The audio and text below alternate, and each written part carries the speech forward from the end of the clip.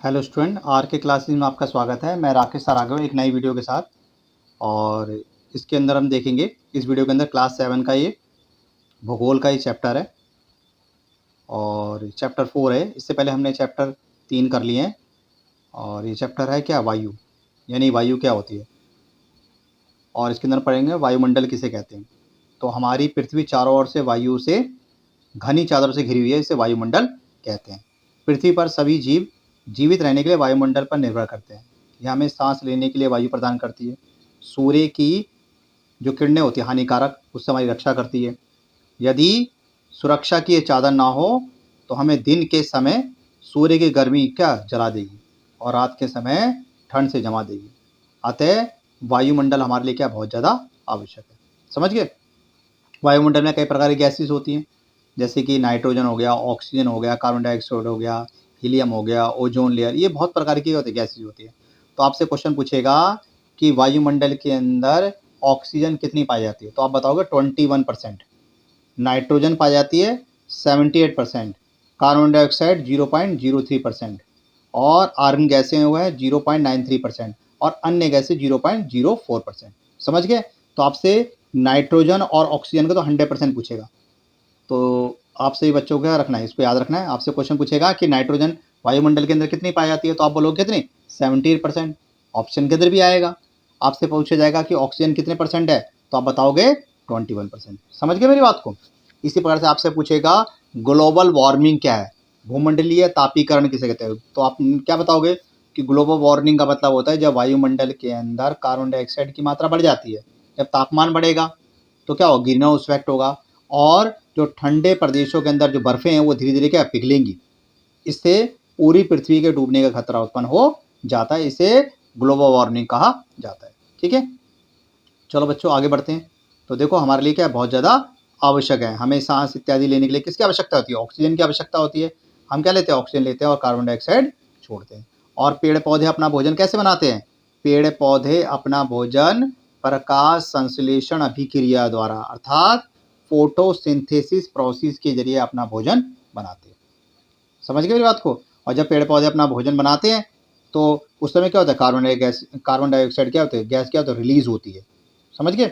और पत्तियों का रंग हरा क्यों होता है, पत्तियों का रंग हरा इसलिए होता है क्योंकि उसके अंदर क्लोरोफिल पाया जाता है। तो आपसे क्वेश्चन पूछेगा किचन ऑफ द हाउस किसे कहते हैं, तो किचन ऑफ द हाउस है क्लोरोप्लास्ट। और पत्तियों का रंग हरा होता है किसके कारण, क्लोरोफिल के कारण। और क्लोरोफिल जो है वो भरा होता है किसके अंदर, क्लोरोप्लास्ट के अंदर। समझ गए मेरी बात को, समझ गए। तो देखो धीरे धीरे क्या होता है, तापमान बढ़ता जा रहा है। और तापमान कैसे बढ़ रहा है, जब हम पेड़ पौधों को अधिक मात्रा के अंदर काट रहे हैं और हम क्या पेड़ पौधों को काट रहे हैं और गाड़ियां अधिक मात्रा के अंदर चला रहे हैं, पॉल्यूशन ज़्यादा मात्रा के अंदर कर रहे हैं, इससे ग्लोबल वार्मिंग का खतरा उत्पन्न होता जा रहा है। इसे क्या कहते हैं, भूमंडलीकरण ताप कहते हैं। समझ गए। अब आता है वायुमंडल की संरचना। हमारा वायुमंडल 5 परतों से बना है जो पृथ्वी की सतह से आरंभ तक है। ये होता है शोभमंडल, समता मंडल, मध्य मंडल, बाहरी वायुमंडल और वही मंडल। ठीक है, तो सबसे पहले हम पढ़ेंगे हम शोभमंडल क्या होता है। यह परत पृथ्वी की सबसे मोटी परत होती है। इसकी ऊंचाई जो होती है वो 13 किलोमीटर है। ठीक है, हम इसी मंडल में मौजूद वायु से ऑक्सीजन लेते हैं और मौसम की सभी घटनाएं जैसे कि वर्षा का होना, कोहरा पड़ना, ओले इत्यादि का इसी के अंदर होता है। अगला आता है समता मंडल। शोभ मंडल के सबसे ऊपर का भाग जो होता है समता मंडल कहलाता है। यह लगभग 50 किलोमीटर की ऊंचाई तक फैला हुआ है। यह परत बादलों और मौसम संबंधी घटनाओं से लगभग मुक्त होता है। इसके फलस्वरूप यहाँ की परिस्थिति हवाई जहाज उड़ाने के लिए आदर्श मानी गई है। समता मंडल में की स्थिति काफ़ी क्या है, अच्छी है। ओजोन गैस की परत भी यहीं पर होती है। यह सूर्य से आने वाली पराबैंगनी किरणों यानी अल्ट्रा वायलेट रेंज को एब्जॉर्ब कर लेती है, इन्हें पृथ्वी पर सीधे नहीं आने देती। अगला आता है मध्यमंडल क्या है। यह वायुमंडल की तीसरी परत होती है। यह समांतर मंडल के ठीक ऊपर होती है, समता मंडल के ठीक ऊपर होती है। यह लगभग 80 किलोमीटर तक फैली है और अंतरिक्ष से प्रवेश पाने वाले उल्का पिंड इसी परत में से आने पर जल जाते हैं। अब आता वायुमंडल। वायुमंडल मतलब वायुमंडल में बढ़ती ऊंचाई के साथ तापमान अधिक तीव्रता से बढ़ता है। आर्य मंडल इस परत का एक भाग है। यह 80 से 400 किलोमीटर तक फैला है। रेडियो संचार के लिए यह परत बहुत ज़्यादा उपयोगी है। वास्तव में पृथ्वी से प्रकाशित रेडियो तरंगे इसी मंडल से होकर प्रभावित होती है। अब आता वायुमंडल। वायुमंडल की सबसे भारी परत को वही मंडल कहा जाता है। यह वायुमंडल की सबसे पतली परत है। इसमें हल्की गैस जैसे हीलियम और हाइड्रोजन यहीं से अंतरिक्ष में तैरती रहती है। समझ गए। अब आता मौसम और जलवायु क्या है। मौसम का मतलब क्या होता है, परिवर्तन आना। आपने देखो कई बार मौसम की जानकारी रहती है, कभी सर्दी आ गई, कभी गर्मी आ गई। समझ गए। तो ये सब कैसे होता है, यह पृथ्वी के घूमने के कारण होता है। जलवायु में परिवर्तन होता है, ये सब किसके कारण होता है, पृथ्वी के घूमने के कारण होता है। तापमान बढ़ता है, कभी देखो आपने देखा होगा कि अभी तापमान ज़्यादा है, कभी तापमान कम है। तो तापमान नापने को बोलते हैं तापमापी मीटर, और वायु का जो वेग है उसको कहते हैं वायुदाबी मीटर। ठीक है, जिससे हम वायु की तीव्रता नापते हैं कि हवा कितनी चल रही है, कितनी इसकी गति है। समझ गए मेरी बात को। तो इस तरीके से आपसे छोटे छोटे क्वेश्चन वो एग्जाम के अंदर पूछेगा। बस आपने क्या करना है, वीडियो को बार बार सुनना है। वीडियो को बार बार सुनने से आपको बहुत सारे क्वेश्चन याद हो जाए। ठीक है। अब आता है वायु दाब क्या होती है। देखो दाब से बताया वायु दाब। वायु दाब का मतलब होता है कि वायु हमारे शरीर पर उच्च दाब के साथ बल लगाती है, किंतु हमें इसका अनुभव नहीं होता। यह इसलिए होता है क्योंकि वायु का दाब हमारे ऊपर सभी दिशाओं से लगता है और हमारा शरीर क्या विपरीत बल लगाता है। पृथ्वी की सतह पर वायु के भार द्वारा लगाए गए बल अथवा दबाव को वायुमंडलीय दाब कहते हैं। वायुमंडल में ऊपर की ओर जाने पर दाब तेजी से क्या गिरता है। ये भी आपसे क्वेश्चन पूछता है। देखो डैश करके कर देगा, फिल इन द ब्लैंक्स में डाल देगा कि वायुमंडल में ऊपर की ओर जाने पर दाब डैश। तो आप लिखो क्या, तेजी से गिरता है।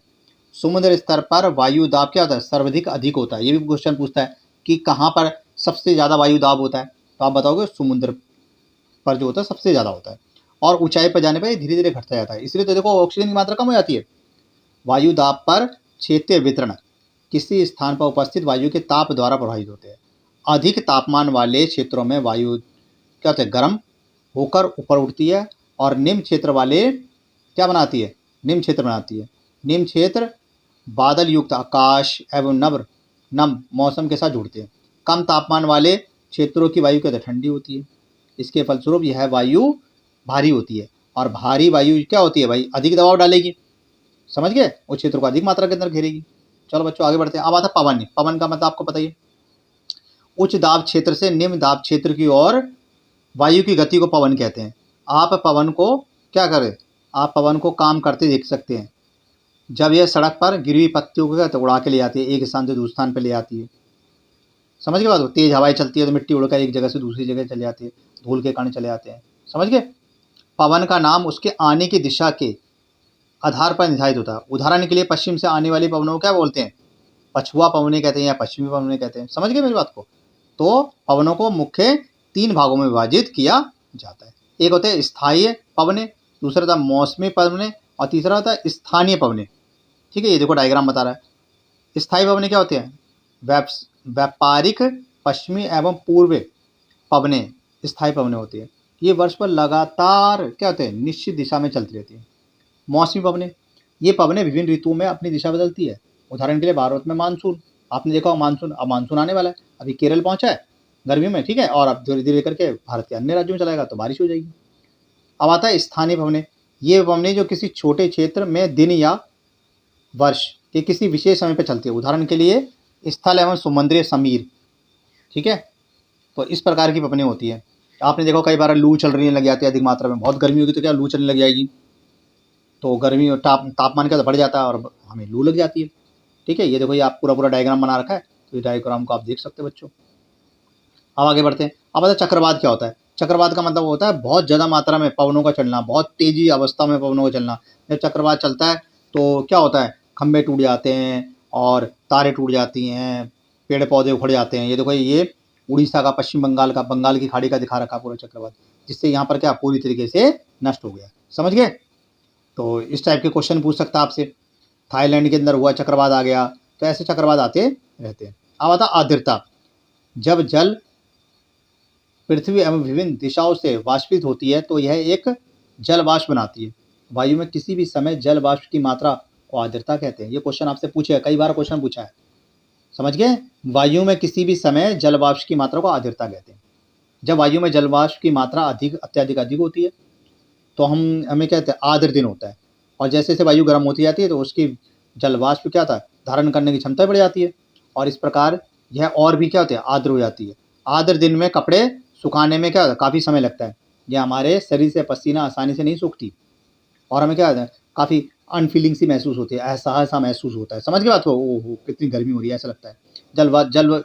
जब जलवाष्प ऊपर उठती है तो ये ठंडी होने शुरू हो जाती है।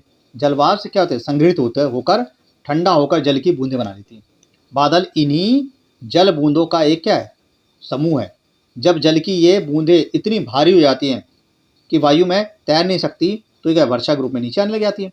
समझ गए? आकाश में उड़ते हुए जेड वायु जहाज अपने पीछे सफ़ेद पद चिन्ह छोड़ता है। आपने देखा होगा जब कोई रॉकेट उड़ता है तो पीछे क्या है, पीछे वाइट सा क्या धुआं सा छोड़ता रहता है। इसके इंजन से निकली नमी क्या होती है, संग्रहित हो जाती है। वायु के गतिमान ना होने की स्थिति में ये संग्रहित नमी कुछ देर तक पथ में के रूप में नजर आती है, मतलब हमें एक वाइट सा नजर आता है पीछे जहाजों के। पृथ्वी पर जल वाष्प के गिरने के रूप में गिरने वाला वर्षण यानी वर्षा कहलाती है। ज़्यादातर क्या होता है, भूमिगत जल हो गया, वर्षा जल जो से ही प्राप्त हो जाते हैं। पौधे जल क्या करते हैं, संरक्षण करने में मदद करते हैं। पहाड़ी एरिया के अंदर जो पेड़ पौधे होते हैं वो क्या करते हैं, पानी को क्या करते हैं, स्टोरेज कर लेते हैं। समझ गए? इसी तरीके से क्या होता है, हमारा पर्यावरण चलता है। समझ गए? तो बच्चों हमने इसके अंदर क्या क्या सीखा, हमने सीखा पर्यावरण क्या है, मौसम क्या होता है, उन सब के बारे में हमने सीख लिया। वायुमंडल क्या होता है, वायुमंडल कितने प्रकार के होते हैं, मौसम क्या है, दाब क्या होता है, ये सब हमने क्वेश्चन कर लिए। ठीक है, और ये चैप्टर हमारा खत्म होगा। और देखो इसके सारे इंपॉर्टेंट क्वेश्चन है, ये सब कर लेना, और मुझे टाइम मिलेगा तो मैं इन सबके क्या आंसर भी डाल दूंगा। अभी तो ये वीडियो में मैंने आपको चैप्टर समझाया है, जल्दी मैं जब ये सारे चैप्टर खत्म हो जाएंगे तो मैं इनके क्वेश्चन आंसर भी डाल दूंगा। तो बच्चों बार बार सीखो, बार बार सुनो। अगर आप सिर्फ वीडियो सुनते रहोगे तो बहुत सारे 90% क्वेश्चन आपके ऐसे ही सॉल्व हो जाएंगे। चीज़ों को रटो मत, सिर्फ चीज़ों को समझना सीखो। अगर आप समझना सीखोगे तो आपके क्वेश्चन आसानी से हो जाएंगे। समझ गए मेरी बात को?